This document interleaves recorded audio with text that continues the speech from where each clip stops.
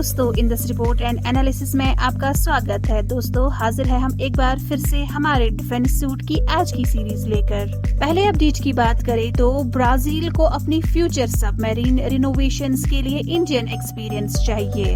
दोस्तों, अपने Scorpene class submarines के मेजर रिफिट के लिए ब्राजील के navy commander admiral Marcos Sampaio Olsen ने इंडिया के मैजागोन डॉक लिमिटेड के साथ कोलैबोरेशन में इंटरेस्ट दिखाया है। रियाचुएलो क्लास सबमरीन्स जो फ्रेंच स्कॉर्पियन डिजाइन पर बेस्ड है, 10 साल की सर्विस के बाद अपनी पहली मेजर रिफिट के करीब है।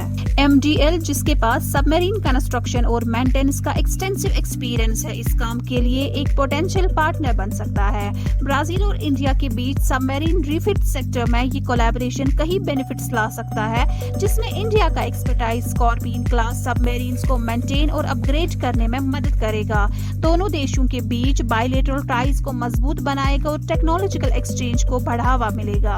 हालांकि इस पोटेंशियल कोलैबोरेशन के स्पेसिफिक डिटेल्स अभी फाइनलाइज नहीं हुए हैं, लेकिन ओल्सन का स्टेटमेंट इंडिया की सबमरीन मेंटेनेंस और रिफिट सेक्टर में बढ़ते इंटरेस्ट को दिखाता है। आज की दूसरी अपडेट में आपको बताते हैं, आर्यघाट इंडिया के लिए एक अहम नेवल विक्ट्री है, पर चाइना के साथ कुछ इश्यूज अभी भी है।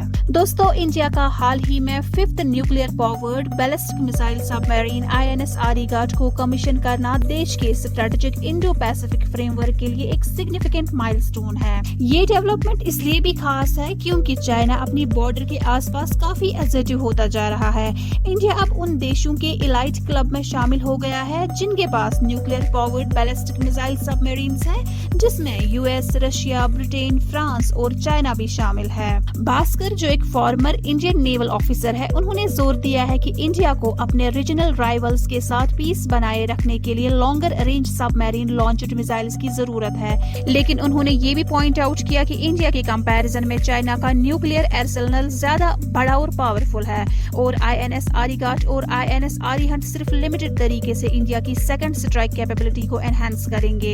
इंडिया को अपनी स्ट्रैटेजिक सिक्योरिटी को एनहांस करने के लिए अपनी नेवल कैपेबिलिटीज में इन्वेस्ट करते रहना होगा। हमारी अगली अपडेट में आपको बताते चले, इंडिया US स्ट्राइकर एग्रीमेंट एक कॉम्प्लेक्स प्रोसेस है जिसमें कई डोमेस्टिक ऑप्शंस इन्वॉल्व है। दोस्तों, इंडिया और US एक ज्वाइंट वेंचर के करीब है जिसमें striker armoured infantry combat vehicles का निर्माण किया जाएगा। US इस डील को आगे बढ़ाने पर जोर दे रहा है, हालांकि इंडिया के पास इसके डोमेस्टिक ऑल्टरनेटिव्स कम कॉस्ट पर अवेलेबल है। इंडियन मिनिस्ट्री ऑफ डिफेंस और आर्मी अपने ऑप्शंस को देख रहे हैं, जिसमें स्ट्राइकर और डोमेस्टिकली डेवलप्ड ऑल्टरनेटिव्स को कंसिडर किया जा रहा है। इंडिया अपने खुद के आर्मर्ड व्हीकल्स डेवलप कर रहा है, जैसे टाटा और महिंद्रा द्वारा डेवलप किए गए VAP-88 APCs, जो स्ट्राइकर का एक कॉस्ट इफेक्टिव ऑल्टरनेट ऑफर करता है। इंडियन आर्मी स्ट्राइकर और डोमेस्टिक APCs दोनों पर ऑर्डर्स प्लेस करने पर विचार कर रहे हैं, ताकि अपनी ऑपरेशनल कैपेबिलिटीज को एनहांस कर सके और डोमेस्टिक डिफेंस इंडस्ट्री के ग्रोथ को सपोर्ट कर सके। हमारी आज की डिफेंस सूट सीरीज में फिलहाल इतना ही। हमारे साथ बने रहने के लिए आपका धन्यवाद।